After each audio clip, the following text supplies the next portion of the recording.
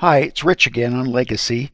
I know I said I wasn't going to do a video every day, but this is kind of interesting here, and I'm back at the Isobar map looking for a departure window from Noumea, New Caledonia to Gladstone, Australia. And I'm scrolling through the Isobar map, and I don't want to go through that front here. I keep going through. There's a big front hitting New Caledonia. As soon as it clears out is, let's say, Friday midday. So that would be a possible departure, but I know that there were huge southerly winds down here, and so I'm thinking they're going to be big swells. So rather than do a routing right away, I'm just going to look at the wave map and see what the waves look like. Okay, I'll just click up here somewhere in the path. And in this window, it shows me 2.1 meters at 8.7 seconds. Okay, not terrible. But let's just keep scrolling and see what's going to happen. And it looks pretty terrible. Here's 2.7 meters. Period's long, but the swells are huge.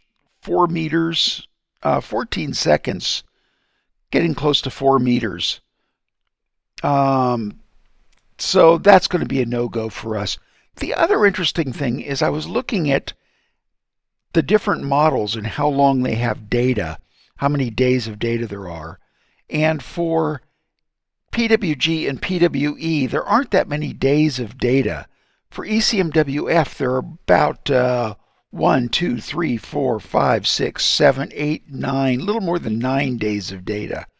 So let me go back to Isobar map. And I look out here, and out at the end of the data, it looks like the conditions are pretty good off of Australia.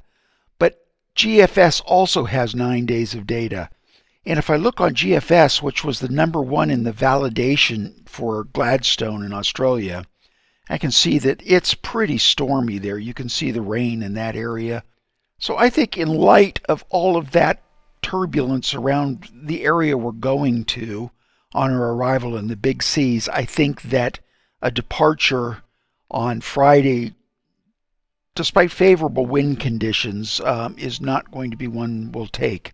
Now, with that in mind, what's going on locally? I'll look at the wind map, and I'm not just going to sit here and wait. Let's go do something. So I can see what the wind's doing here over the next few days. Let me see. What if we go out to the lagoon on Sunday, Monday, Tuesday? Boy, it's really calm conditions. So we could go to one of these thousands of islands in the lagoon at New Caledonia, spend a few days out at anchor, enjoying ourselves instead of just sitting around waiting for weather. Another interesting thing to look at there is rain maps and cloud maps. It's going to cloud up as there's a front coming through, but it's pretty good all the way up until there it gets really cloudy on Wednesday. And rain maps will show us fronts coming.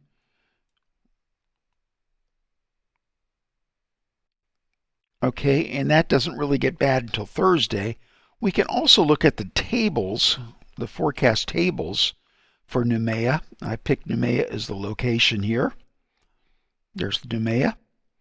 We can look at the tables and see that, well, winds are really light, gusts aren't bad at all.